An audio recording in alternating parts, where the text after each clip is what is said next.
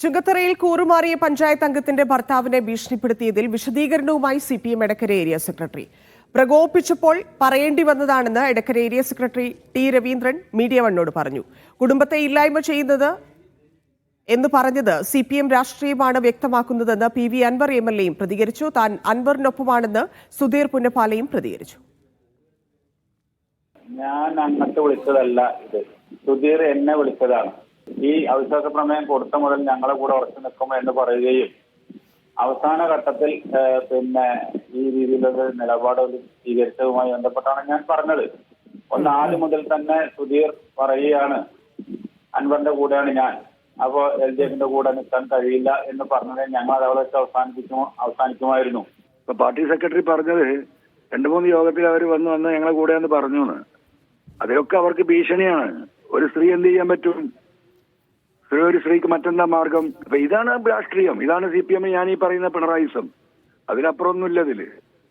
നിലവിൽ PV അൻവർ ഉന്നയിച്ച വിഷയങ്ങളുമായി ബന്ധപ്പെട്ട് അദ്ദേഹത്തിന്റെ ആശയവുമായി ബന്ധപ്പെട്ട് കൂടെ നിന്ന വ്യക്തിയാണ് ഞാൻ.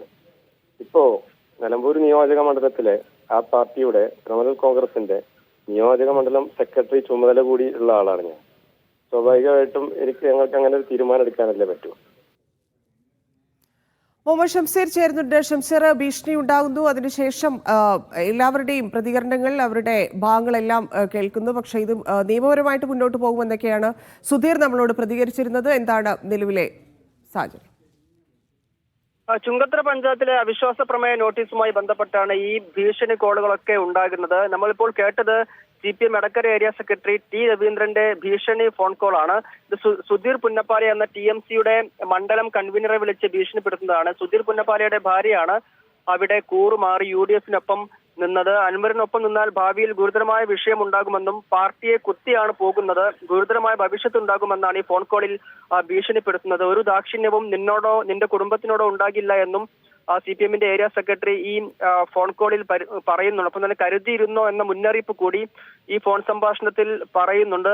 മറ്റൊരു ഭീഷണി കോൾ കൂടി ഇപ്പോൾ പുറത്തു വരുന്നുണ്ട്. അത് CITU ഏരിയ സെക്രട്ടറി MR ജയചന്ദ്രന്റേതാണ്.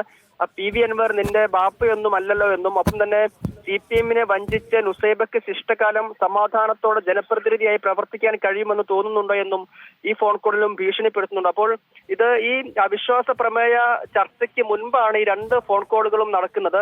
നേരത്തെ LDFനൊപ്പം തന്നെ നിൽക്കുമെന്ന് നുസൈബ വാർത്താ സമ്മേളനം അടക്കം വിളിച്ച് പറഞ്ഞിരുന്നു. അത് ഈ അവിശ്വാസ പ്രമേയ ചർച്ചയ്ക്ക് തൊട്ട് മുൻപ് അങ്ങനെ നിലപാടെടുത്തിരുന്നു നുസൈബ.